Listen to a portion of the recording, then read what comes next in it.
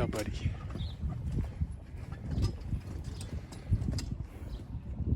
Waiting for your breakfast like always.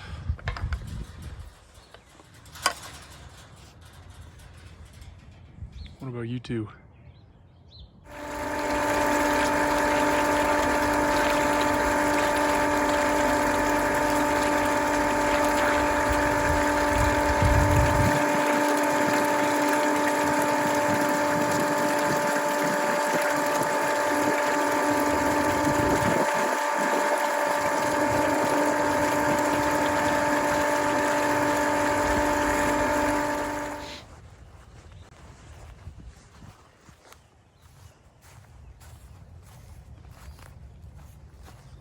Good morning, everyone. It's shaping up to be a beautiful day. Sun's out.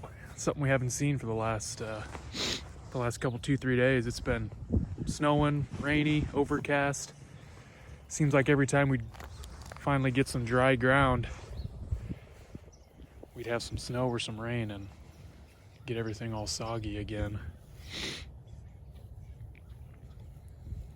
So we're happy to see the sun, but guess what we have coming tomorrow?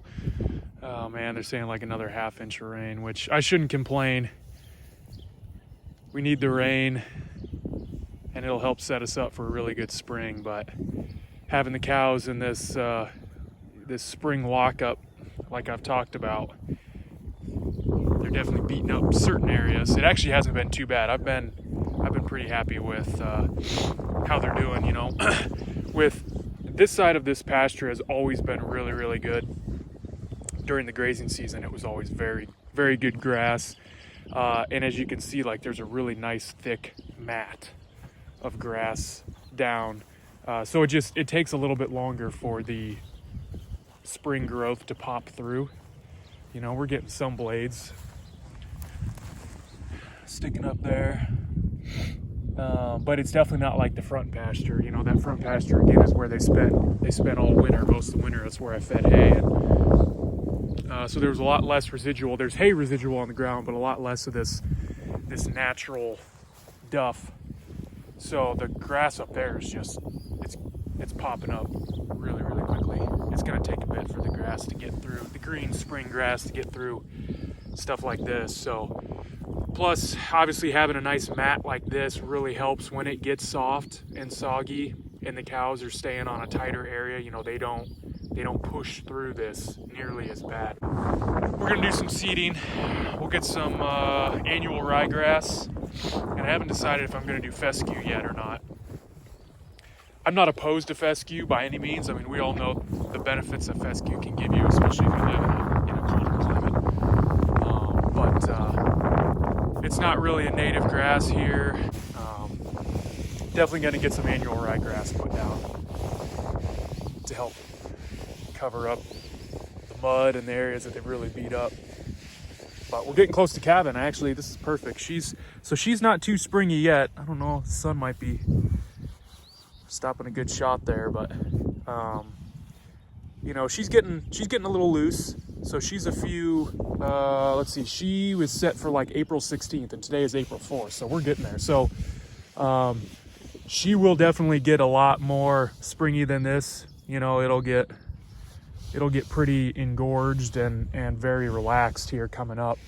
But we're definitely getting there. I mean, that's what, 2 weeks, not even that, away from possibly calving. And, you know, one thing I learned last year with this little heifer calf right in front of me, that I didn't anticipate was the gestation will be shorter if it's a heifer calf, or I suppose you could say the gestation could be longer if it's a bull calf.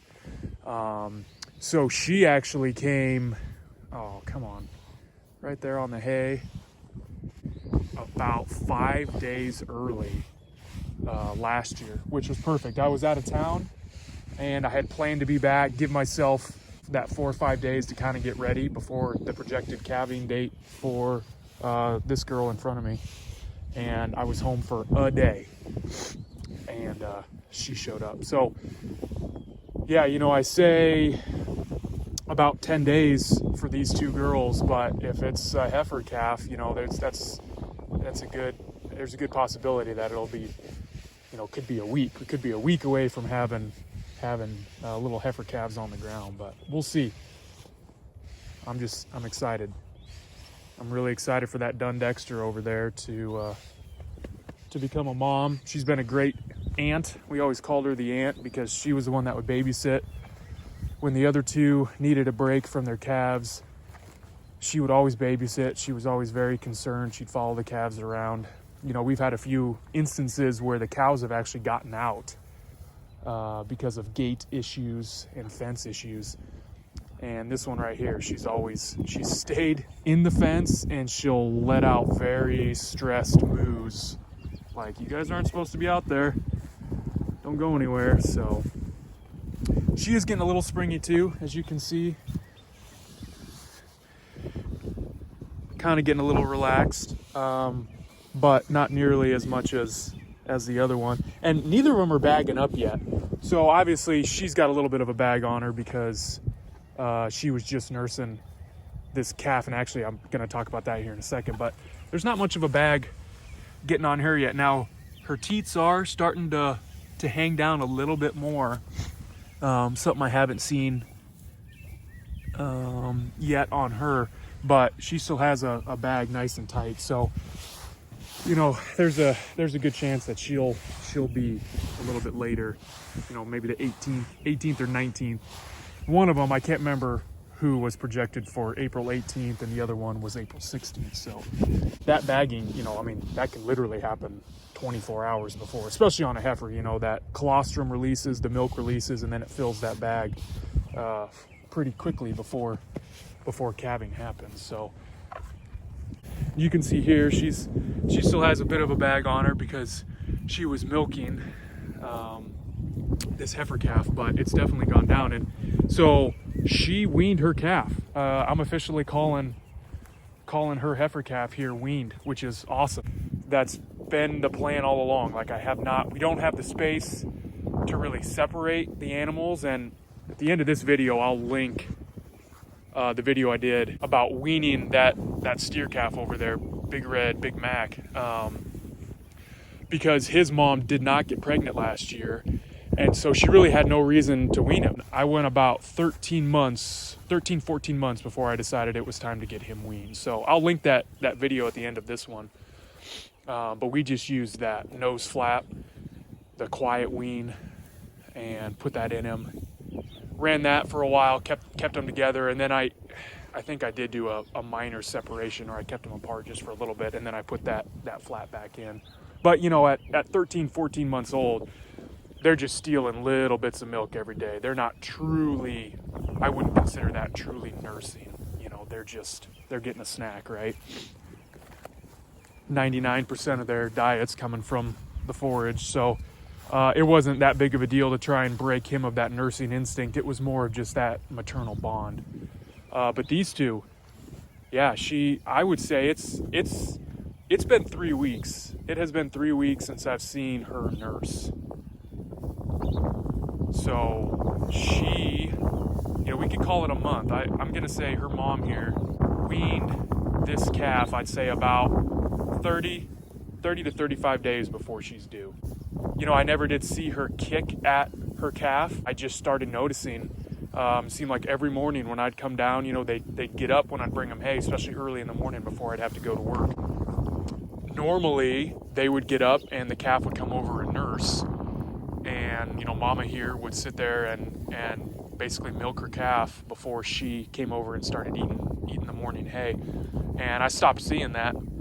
I stopped seeing them hang out together. She was going off on her own a lot more. She was hanging out with the other cows a lot more. Didn't really seem too interested in what her mom was doing or staying close to her mom. And they were never a very attached pair. In fact, her mom here was even a little bit bullish to her calf when she was born.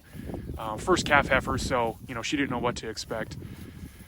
Ended up being a great mom, very protective, but she was always fairly hands-off. I mean, she was not as obsessed with her calf as, you know, number 46 over there was with her red steer. But yeah, I was very happy to see that. Again, that's my goal out here. I want the cows to wean their own calves because we don't have the space to separate them. and we don't really have the easy facilities to get them in and put in those weaning flaps, you know. So this is good. I'm hoping that it continues, especially these other two. I hope that dun heifer at number 46 there will wean this year's calf. I mean, I was getting to the point where I was thinking, you know, I was going to have to wean her myself, because I've said it before, this cow in front of me has always been very petite. She's very small. You know, you can feel her hips and her spine and her tail head and her, you know, her cervical spine a lot more, you know, just less back fat basically is what I'm trying to say. Even when she's not nursing, I mean, she's always been a very small, petite animal. And I was starting to get worried that, you know, she was going to be losing too much of her body condition nursing this one here.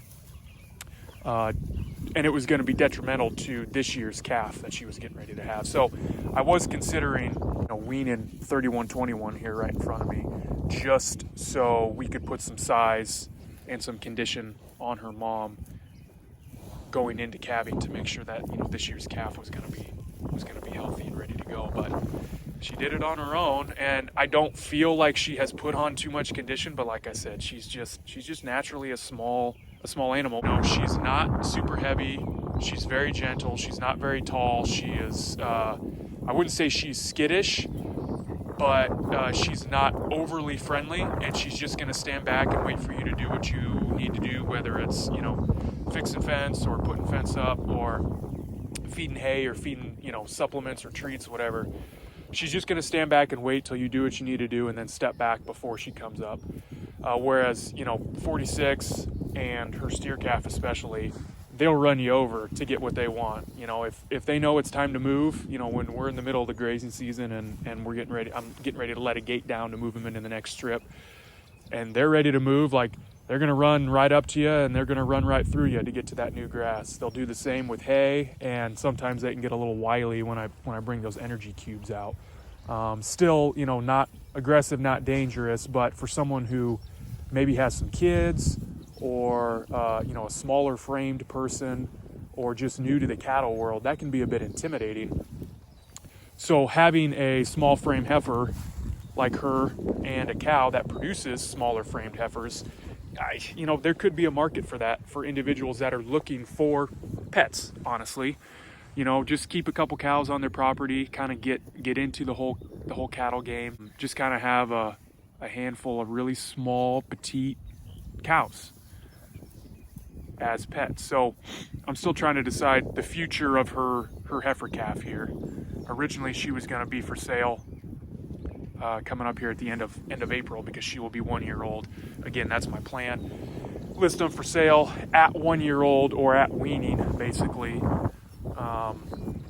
As a breeding animal, you know, if someone wants to pick up that female to start their own herd or to supplement their herd, or like I was saying, in the case of these two, possibly just be a pet, a lawnmower for someone with a small acreage, then that's the plan. And then if they haven't sold by the time they are, you know, 18, 24 months old, which hopefully is when they'll be, you know, grass finished, then they will become for sale as, you know, a food product. But we'll see. Having that lease next door, I think we're going to be able to keep that lease. The lease I've got up the road, the 8+ acres up the road, I need to talk with that landowner. Well, the lease will be up in June, so I'm going to talk with her, kind of see where she's at and what the future holds for her and her property. But if we keep these two leases for the foreseeable future, we're going to need some more animal numbers. So keeping 1 or 2 heifers back for breeding could be a good move for the operation. And it'll depend on what we have this year too. You know, if she has another heifer calf, this dun number 2, the dun Dexter here, if she has a heifer calf, I definitely think I want to keep her back, because she's a meaty son of a gun.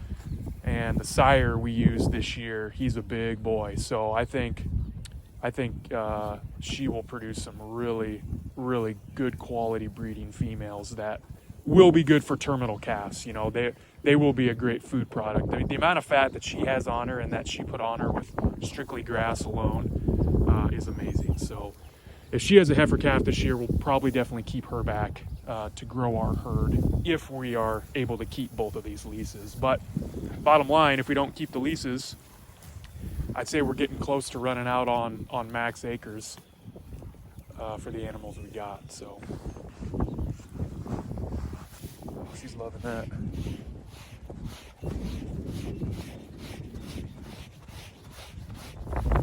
They're definitely going through these protein tubs.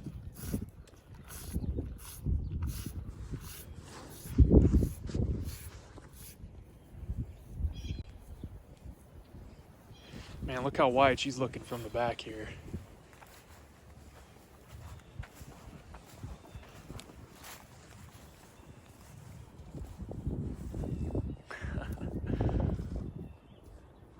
Both of them, but number 46 there, she's a tank. There is a period of time, I can't remember where it is or when it is in gestation, where the calf shifts. It changes body position, and the cow goes through a period of time with that very hot doggy shape, like they swallowed a hot dog sideways. They go through a period of time where you can really tell that they're pregnant. Well, that calf is basically turning. I can't remember when in gestation, and she, number 46 here, she's about 40 days past the other two. So it'll be end of May for her. So yeah, I mean, she might be in that period of time right now where that calf is kind of starting to spin around and spend its last 50 days in the position that it'll end up in and it'll be birthed in. But yep, I'm excited. Calves will be on the ground here before too long. Obviously, I'll keep you guys posted. I'll be doing videos when they show up. But yeah, if anyone has any questions, comments, sarcastic remarks, like always, leave them down below. And we'll talk to you guys later. This winter hair coat's coming off too. I'm excited to see the shiny, healthy looking animals. All right, guys, we'll talk to you later.